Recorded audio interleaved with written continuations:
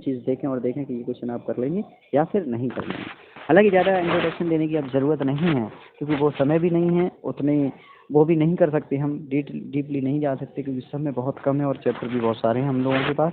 तो क्वेश्चन शुरुआत करते हैं। वैसे तो आप देख रहे होंगे कि आपको दिख रहा होगा बेटा, इसमें लिखा है, पहला क्वेश्चन कहता है कि if the line is given by 3x + 2ky = 2 एंड 2x + 5y + 1 = 0 are parallel, then the find the value of k। यानी कि हमसे k की वैल्यू पूछी है, कब पूछी है, उस समय पूछी है जब ये पैरेलल हो। तो मैं आपको बता दें, हालांकि आप सभी लोग जानते होंगे कि पैरेलल का केस किस तरीके से होता है, इस टाइप के क्वेश्चन कैसे सॉल्व किए जाते हैं। तो पहले तो आपको एक बात पता होनी चाहिए कि आपको मालूम है कि इसमें पैरेलल वो वाले केस होते हैं, अगर आपने देखा हो, जिसकी कंडीशन होती है a1/a2 = b1/b2 और does not equal to c1/c2। लेकिन ये वाले केस आपको याद होना चाहिए कि ये किसकी है। ये केस होता है हमारा किसका, ये केस होता है कि जब कोई लाइन पैरेलल होती है। कौन सा होता है, आपसे याद रखेंगे, a1/a2 = b1/b2 does not equal to c1/c2। लेकिन बेटा कभी कभी कुछ लोगों का ये डाउट हो जाता है कि सर हमको यही नहीं मालूम। देखिएगा कि a1, a2, a3 ये क्या है, ज़रा देखिएगा कि अगर आपने लीनियर इक्वेशन की जनरल फॉर्म लिखी हो तो उसकी जनरल फॉर्म होती है ax + by + c = 0। ठीक है, तो देखिएगा x के आगे जो भी होगा विद साइन यानी का a, उसको a बोला जाएगा। अगर दो इक्वेशन दी है तो पहली वाले को 1 मान लेते हैं यानी का a1 और दूसरी वाले को a2। यानी का y के आगे जो कोफिशिएंट है यानी का उसको क्या बोला जाएगा, प्लस के बी। अगर यहाँ माइनस लिखा होता तो माइनस की भी मानी जाती है, ये बात याद रखना। और जो = 0 यानी कि जो c = के इधर होती है, तो इस तरीके से ये भी रखेंगे। तो हम a b c इसको मानते हैं। तो देखते हैं पहला क्वेश्चन। पहले क्वेश्चन में हमसे पूछा था कि एक इक्वेशन दी थी ये वाली, एक इक्वेशन दी थी ये वाली। तो इसमें पूछा था कि बताइए कि यदि ये वाली लाइन क्या है, पैरेलल है, तो k की वैल्यू क्या होगी। तो जस्ट हमने अभी आपको बताया था कंडीशन होती है a1/a2 = b1/b2 does not equal to c1/c2। तो डायरेक्ट हमने देखो बेटा वैल्यू पुट कर दी। आपको बताया था ये a1 हो जाएगा, ये a2 हो जाएगा, उस तरीके से ये b1 हो जाएगा, ये b2 हो जाएगा। अब देखिएगा, अभी मैंने आपको बताया था मोस्टली बच्चे ये c गलत कर देते हैं। तो c को आप इक्वल टू के इधर ले जाइए तो -2 हो जाएगी, c की नहीं हो जाएगी, ये वाली है ना। और इस तरीके से ये प्लस की, तो इधर तरीके से इस तरीके ये वैल्यू पुट किया आपने। तो वैल्यू पुट करोगे तो वैल्यू हो जाएगी हमारी 3/2 = 2k/5 does not equal to -2/1। तो यहाँ से इस तरीके से जब आप इसका क्रॉस मल्टीप्लिकेशन करोगे तो आंसर आ जाएगा 15/4। उम्मीद करते हैं कि बेटा ये आपका तो बहुत सरल है, 1 नंबर का था क्वेश्चन, आपने पहले ही कर लिया होगा। हालांकि हमको समय इसलिए लग गया क्योंकि मैं इसको समझा रहा था।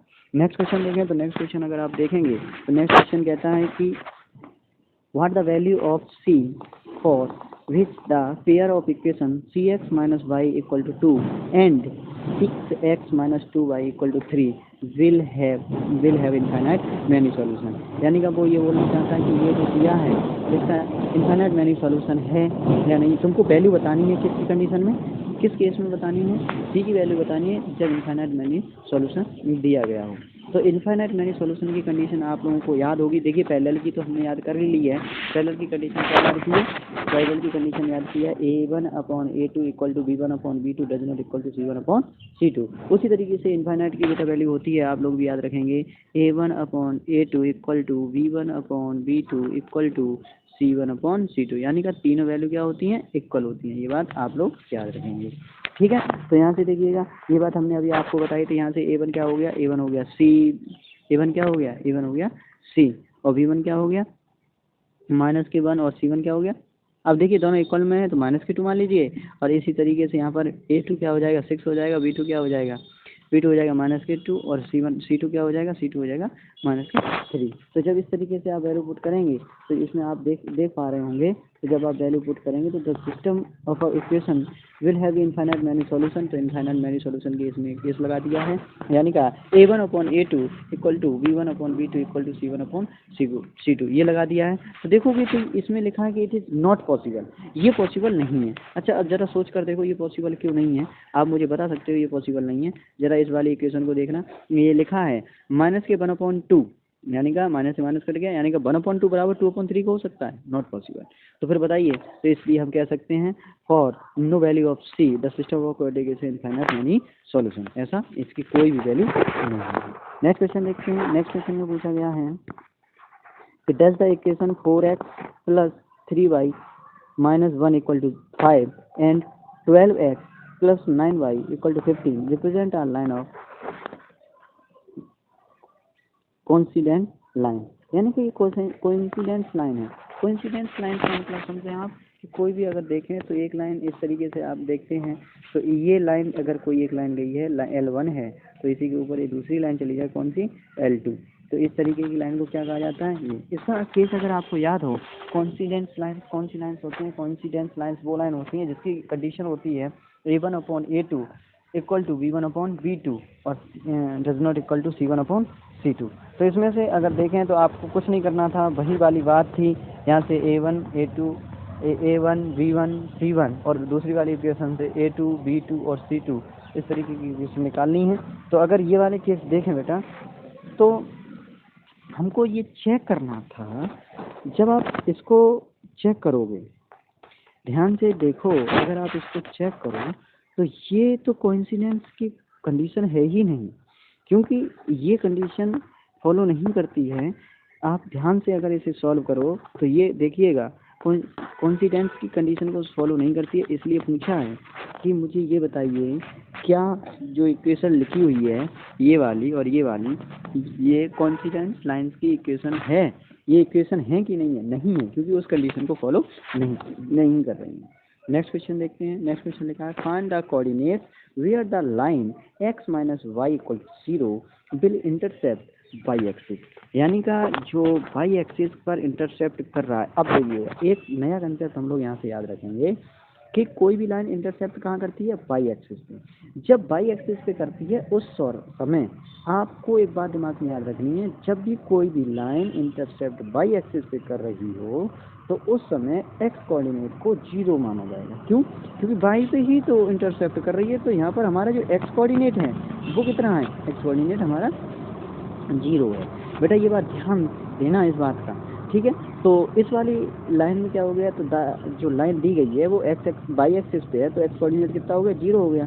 जब आपका ये कोऑर्डिनेट 0 हो गया तो आपने इस वैल्यू में एक्स की वैल्यू लगा दीजिएगा 0, तो यहाँ से वाई की वैल्यू कितनी आ जाएगी, -8 आ जाएगी। तो रिक्वायर्ड कोऑर्डिनेट पूछा था, तो कोऑर्डिनेट क्या होता है, एक्स कॉमा वाई। एक्स कितना निकला हमारा 0 और वाई की वैल्यू कितनी निकली, -8। तो इस तरीके से हमारा रिक्वायर्ड कोऑर्डिनेट क्या आ जाएगा, 0, -8। नेक्स्ट क्वेश्चन देखते हैं। नेक्स्ट क्वेश्चन कहता है कि right the number of solution of the following pair of linear equation.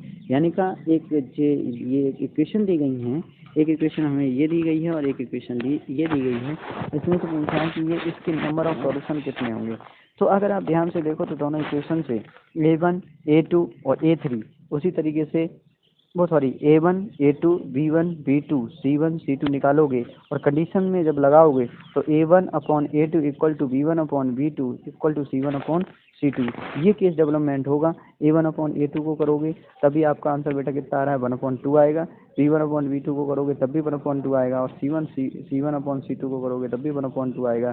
तो ये इस बात से ये समझ में आता है कि ये कंडीशन तो किसकी कंडीशन है, इनफाइनाइट मैनी सॉल्यूशंस की कंडीशन है। तो इस केस में हमारा क्या हो जाएगा, right the number of solution. तो कितने सॉल्यूशन हो गए, इनफाइनाइट मैनी सॉल्यूशन। अब देखते हैं 2 नंबर वाले क्वेश्चन बेटा। इसमें शॉर्ट आंसर टाइप के क्वेश्चन होते हैं।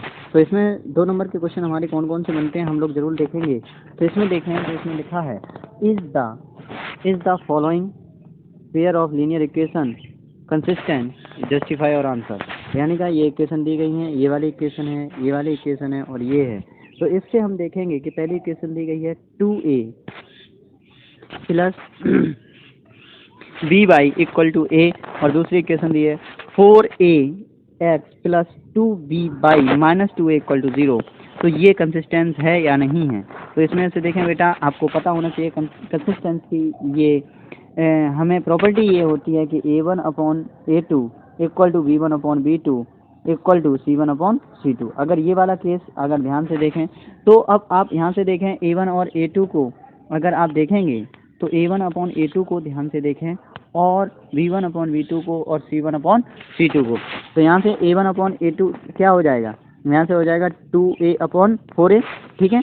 उस तरीके से B1/B2 क्या हो जाएगा, यहाँ से ये A B और C A B C। तो इस तरीके से आप यहाँ से निकाल लीजिए तो इस तरीके से देखेंगे तो कुल मिला के हमारा ये बन जाता है। और जब तीनों चीज़ों को देखेंगे, A1/A2 को देखो या B1/B2 को देखो या फिर C1/C2 को देखो, तो सबका आंसर कितना आ जाता है, 1/2 आ जाता है। यानी कि कंसिस्टेंसी हमारी ये प्रॉपर्टी को शो कर रहा है, यानी कि A1/A2 equal to B1/B2 equal to C1/C2 को केस को पॉजिटिव कर रहा है। तो हम कह सकते हैं कि जो इक्वेशन दी गई है, the given system of a equation is consistent. तो नॉर्मली हम कह सकते हैं कि कंसिस्टेंट है। नेक्स्ट क्वेश्चन देखते हैं बेटा। हालांकि ये क्वेश्चन आपको बहुत इजी लग रहे होंगे और आपने ये सब बिना मेरे बताए हुए भी कर लिए होंगे, लेकिन फिर भी आप जल्दी जल्दी इस पर निगाह डालते रहिएगा, आपके लिए ज़रूरी है रिवीजन, क्विकली रिवीजन हो रहा है। नेक्स्ट क्वेश्चन, फॉर और real value of C the pair of equation, यानी का x minus 2y equal to 8 और 5x plus 10y equal to 3 have a unique solution, justify it is true और not. आपको ये बताना है कि जो इक्वेशन दी गई है, यानी कि ये वाली जो इक्वेशन दी गई है और जो इक्वेशन दी गई है, ये इक्वेशन जो है वो यूनिक सॉल्यूशन है या नहीं। तो आपको ये बात पता होना चाहिए कि यूनिक की कंडीशन क्या है। तो यूनिक की कंडीशन होती है बेटा, क्या कंडीशन होती है, यूनिक की कंडीशन होती है A1/A2 does not equal to B1/B2। तो अगर आप लोग ध्यान से देखें तो A1/A2 यहाँ से कितना आ गया, 1/5 आ गया, आया कि नहीं आया, 1/5 आया। उसी तरीके से B1/B2 भी आंसर इस तरीके से हमारे आ जाएंगे। यहाँ से A की वैल्यू 1 आ गई है और यहाँ से A2 की वैल्यू कितनी आ गई, 5 आ गई। यहाँ से B1 की वैल्यू -2 आ गई और यहाँ से B2 की वैल्यू 10 आ गई। तो A1/A2 यानी का 1/5 और B1/B2 यानी का -2/10। तो यहाँ भी 1/5 और C1/C2 की वैल्यू 8/6। तो कंडीशन हम देखें कि A1/A2 जो हमारा है डज नॉट इक्वल टू होना चाहिए किसके, B1/B2 के। तो देखिएगा, तो वास्तविकता में डज नॉट इक्वल हो रहा है। क्यों, A1/A2 कितना है हमारा 1/5 और B1/B2 कितना है -1/5। तो इस तरीके से ये यूनिक की कंडीशन को कर रहा है। तो हमको यही बताना था, क्वेश्चन में पूछा था कि C की क्या वैल्यू होगी। तो उस तरीके से कब, जब ये जो इक्वेशन दी गई है ये यूनिक सॉल्यूशन है या नहीं। तो यहाँ से आ गया यस, ये यूनिक सॉल्यूशन तो है। तो हम कह सकते हैं for all real value of C the given pair of equation has a unique solution, the given statement is true। Clear है। तो नेक्स्ट क्वेश्चन देखें। तो नेक्स्ट क्वेश्चन कहता है कि does the following pair of equation represent a pair of coincidence line, justify और answer. आपको ये बताना है कि जो ये इक्वेशन दी गई है ये कोइंसिडेंस लाइन की है या नहीं। अब देखिएगा, कोइंसिडेंस लाइन के केस आपको पता होनी चाहिए। तो इसमें अगर आप देखें तो हर इक्वेशन से ये वाली इक्वेशन दी हो या फिर ये वाली इक्वेशन दी हो, कोई सी इक्वेशन दी हो, इसमें से सिंपल सा आपको A1, अगर इस वाली इक्वेशन से देखो तो अगर आप इस वाली इक्वेशन से देखें, आज सिस्टम सही से काम नहीं करता है बेटा। अगर आप लोग यहाँ से A1 की वैल्यू देखें तो A1 की वैल्यू निकल के आ जाती है हमारी कितनी, A1 की वैल्यू निकल के आ जा रही है 1/2 और B1 की वैल्यू देखें तो 1 निकल के आती है, C1 की वैल्यू देखें तो 2/5 आ रही है। उसी तरीके से A2 की वैल्यू देखें तो 4 आ रही है, B2 की वैल्यू देखें तो 8 आ रही है, C2 की वैल्यू देखें तो 5/16 आ रही है। तो A1/A2 को अगर देखेंगे तो यहाँ से आता है 1/2/4 यानी का 1/8 और B1/B2 को देखें तो भी आ रहा है कितना 1/8 और C1/C2 को देखें तो आंसर आ रहा है 32/25। जब आप इस तरीके से सॉल्यूशन देखेंगे तो ये केस तो ऐसा हो गया ना कि A1/A2 equal to B1/B2 does not equal to C1/C2। तो ये तो केस कॉन्सिडेंस लाइन्स का तो नहीं होता है। तो हम कह सकते हैं कि जो गिवन इक्वेशन है कॉन्सिडेंट नहीं है। हमसे क्वेश्चन में पूछा था does the following pair of equation represent a pair of coincidence line, यानी कि जो इक्वेशन दी गई है वो कोइंसिडेंस लाइन्स की है तो नहीं है, क्योंकि ये तो कंडीशन कौन सी हो गई A1/A2 equal to B1/B2 does not equal to C1/C2। ये तो कंडीशन होती ही नहीं है। ठीक है बेटा, तो आप लोगों को पता है कॉन्सिडेंस लाइन की कंडीशन कौन सी है, उस तरीके से ये नहीं होगी। नेक्स्ट क्वेश्चन देखते हैं। तो नेक्स्ट क्वेश्चन कहता है कि if x equal to a और y equal to b is the solution of a pair of a equation x minus y equal to 2 and x plus y equal to 4, then find the value of a and b। तो उस तरीके से a and b की value निकालनी है जब x की value a हो और b की वैल्यू बाई बराबर बी हो। तो अब बताइए, देखिएगा हम पहली इक्वेशन हमारी दी है, अगर आप लोग देखें तो फर्स्ट इक्वेशन दी है x minus y equal to 2 और दूसरी दी है एक्स माइनस वाई वो x plus y equal to 4। अगर आप यहाँ से देखें तो x first equation, second equation, एक इक्वेशन हमारी ये दी है और सेकंड इक्वेशन ये दी है। अगर दोनों इक्वेशन को ऐड कर दिया जाए तो हमारा आंसर आ जाएगा 2x इक्वल टू 6, यानी कि x बराबर 3 वैल्यू आ जाएगी। ठीक है, तो अब ये वैल्यू हम किसी एक इक्वेशन में पुट कर देते हैं। जब आप एक इसमें पुट कर देंगे x बराबर 3 को, तो यहाँ से y की वैल्यू कितनी आ जाएगी, y की वैल्यू आ जाएगी 1। ठीक है, अब x की वैल्यू हमारी निकल के आई 3 और y की वैल्यू निकल के आई 1। तो हमसे पूछा था कि x बराबर a है, यानी कि x बराबर a है और y बराबर b है, यानी कि कुल मिला के a की वैल्यू 3 और b की वैल्यू 1 है। क्लियर है? ओके, नेक्स्ट क्वेश्चन देखते हैं। नेक्स्ट क्वेश्चन कहता है कि on compare the ratio a1/a2, b1/b2 and c1/c2, find out whether the following of a linear equation is consistent or inconsistent। देखिएगा बेटा, हालांकि ये ज़्यादा इम्पोर्टेंट क्वेश्चन उस पर्पज से हैं, कोई ना कोई आपको क्वेश्चन पेपर में देखने को जरूर मिलेगा, लेकिन ये क्वेश्चन आज लाने का हमारा केवल एक ही उद्देश्य है, आपको क्विकली फॉर्मूले revision, theory revision, concept revision करा दिया जाए। हालांकि विस्तार से आपने बहुत अच्छे से पढ़ा था क्लास में, कोचिंग में भी पढ़ा है, लेकिन अगर नहीं पढ़ा है तो आप उसको इतना देख लीजिए, मोर देन सफिशिएंट है इतना आप सभी के लिए। तो अब यहाँ से हमको ये बताना है कि इनमें से आपको कंपेयर करना है a1, a2, b1, b2, c1, c2 से, और आपको कंपेयर करके ये बताना है कि इनमें से लाइन कौन सी कंसिस्टेंस होती है और कौन सी इनकंसिस्टेंस है। तो पहली लाइन देखें, क्वेश्चन नंबर 5 कहता है कि 3/2x, ये वाले क्वेश्चन पढ़ रहा हूँ बेटा, ध्यान से देखते रहिएगा।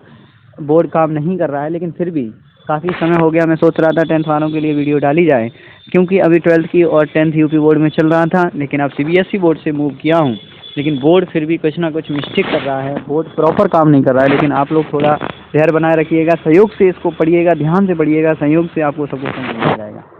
देखिए बेटा, तो यहाँ से अगर हम देखें तो ये लिखा था 3/2x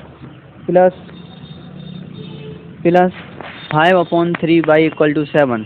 तो इसको देखो, तो सबसे पहले हम आपको बता दें, आप लोग बेटा ये बात याद रखना, ये इक्वेशन उनको हल करने के लिए इसकी दूसरी इक्वेशन और दी गई है 9x plus 10y, 9x minus 10y equal to 14। तो यहाँ से आप लोग क्या निकाल सकते हैं, a1, a2 और a1, a2, b1, b2, c1, c2। तो देखिएगा, ये इक्वेशन दी गई थी हमारे पास, ये इक्वेशन भी थी। तो इन इक्वेशन से हमने पहली वाली इक्वेशन से a1 निकाला, b1 निकाला और c1 निकाला। ठीक है बेटा, इसी तरीके से a2 निकाला, b2 निकाला और c2 निकाला, और फिर हमने क्या किया, कंपेयर किया, यानी का a1/a2 आंसर हमारा आता है कितना, हमारा आंसर आएगा 1/6। इसी तरीके से b1/b2 को निकाला तो आता है -1/6। क्लियर है? उम्मीद करते हैं आपको समझ में आ रहा होगा। ठीक है, उसके बाद अगर आप देखें तो जब ध्यान से देखें, a1/a2 आंसर आ रहा है 1/6, a1/a2 कितना आ रहा है 1/6, और यहाँ से b1/b2 कितना आ रहा है -1/6। अरे ये तो केस कौन सा हो गया, ये तो यूनिक सॉल्यूशन का हो गया, और यूनिक सॉल्यूशन तो कंसिस्टेंट होते हैं, यानी का a1/a2 equal to a1/a2 does not equal to b1/b2। ये तो यूनिक सॉल्यूशन हो गया, और यूनिक सॉल्यूशन तो कंसिस्टेंट होते हैं। तो हमसे यही पूछा था कि इनमें से कौन सी लाइन कंसिस्टेंट है और कौन सी लाइन कंसिस्टेंट नहीं है। तो पहला केस हमारा क्या बन गया, a1/a2 equal to does not equal to b1/b2, so it has a unique solution and it is a consistent. बात क्लियर है कि नहीं? तो इस तरीके से ये हमारा केस बन गया।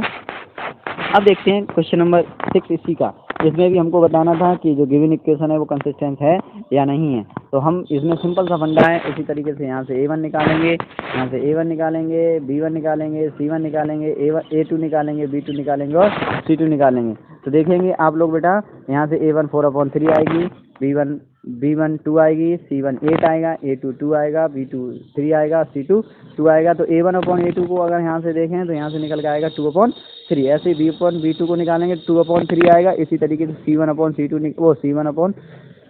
निकालेंगे तो 2/3 आएगा। अगर ध्यान से देखो तो ये तो केस कौन सा केस हो गया, इनफाइनाइट मैनी सॉल्यूशन का, क्योंकि कंडीशन बन रही है a1/a2 equal to b1/b2 equal to c1/c2, यानी कि दोनों लाइन किस लाइन को रिप्रेजेंट कर रही हैं, कोइंसिडेंस लाइन को रिप्रेजेंट कर रही हैं। तो हम कह सकते हैं कि ये भी क्या है, कंसिस्टेंस है। और यानी कि आज से कंसेप्ट यहाँ पर मिलता है कि कंसिस्टेंस की कभी बात की जाए तो कंसिस्टेंस में हमारा यूनिक सॉल्यूशन, यानी कि यूनिक सॉल्यूशन वाला कंसिस्टेंस में हम लाई करते हैं, यूनिक सॉल्यूशन वाला और इनफाइनाइट मैनी सॉल्यूशन वाला। देखिएगा, मैंने आपसे कहा था कि कंसेप्ट के थ्रू, क्वेश्चन के थ्रू आपको कुछ बातें बतानी होंगी। यानी कि जब जब हमसे कंसिस्टेंस पूछा जाए तो उसमें दो केस आते हैं, एक आता है यूनिक सॉल्यूशन वाला और दूसरा केस हमारा कौन सा आता है, इनफाइनाइट मैनी सॉल्यूशन वाला। यानी कि चाहे केस इनफाइनाइट सॉल्यूशन हो और चाहे केस हमारा यूनिक सॉल्यूशन हो, दोनों केस को हम कंसिस्टेंट कह सकते हैं। तो इस तरीके का इसका भी है, यानी कि दोनों इक्वेशन हमारी कैसी हो गई, कंसिस्टेंट हो गई। ठीक है बेटा, और बताइए इसमें अगर आपको कोई भी दिक्कत हो तो उसका समाधान किया जाए। नेक्स्ट देखते हैं अब। तो बेटा अब तक का हमने जो सवाल किए वहाँ से एक कंक्लूजन निकल के आया। पहले आप इस कंक्लूजन को याद रखिएगा कि अलजेब्रा के 3 केस बनने थे, केस फर्स्ट, केस सेकंड और केस थर्ड। पहला केस बनना था a1/a2 does not equal to b1/b2, यानी कि इन this case the given equation is consistent. हम ये बात याद रखेंगे आज से। और implies that the system has a unique solution, यानी कि कंसिस्टेंट की कंडीशन है और यूनिक सॉल्यूशन होता है। और उसका केस हम क्या याद रखेंगे, a1/a2 इक्वल टू b1/b2। देखिएगा, हमें ये चीज़ें याद रखनी होंगी, इससे हमारे क्वेश्चन सॉल्व हो जाएंगे। और अगला देखते हैं कि a1/a2 equal to b1/b2 does not equal to c1/c2। तो ये क्या होता है, in this case the given system is inconsistent और this implies that the system has a no solution. ये बात भी याद रखेंगे। ठीक है, बात क्लियर हो रही है। और तीसरा केस हमारा निकल के आया था कि in case a1/a2 equal to b1/b2 equal to c1/c2। In this case the given system is dependent and consistent. बात समझते हैं। और this implies that the system has unique infinite solution. तो यहाँ से एक बात हम आपको कंक्लूजन दे दें, ये कंसिस्टेंस लिखा है और ये भी कंसिस्टेंस लिखा है, यानी कि इनफाइनाइट मैनी सॉल्यूशन और यूनिक सॉल्यूशन कंसिस्टेंस होते हैं और नो सॉल्यूशन हमारा कैसा होता है, इनकंसिस्टेंट होते हैं। तो आज के कुछ फॉर्मूला रिवीजन से हमने ये कंक्लूजन निकाला और ये कंक्लूजन आपको याद रखिएगा, आपका यहाँ से बहुत अच्छा खासे क्वेश्चन बन जाएंगे, 1-1, 2-2 नंबर वाले जितने भी हैं। और थोड़ा भी फाइंड द अननोन वैल्यू निकालनी होगी, वो क्वेश्चन यहाँ से आराम से बन जाएंगे। ठीक है बेटा, तो आज के लिए इतना ही रखते हैं। ओके।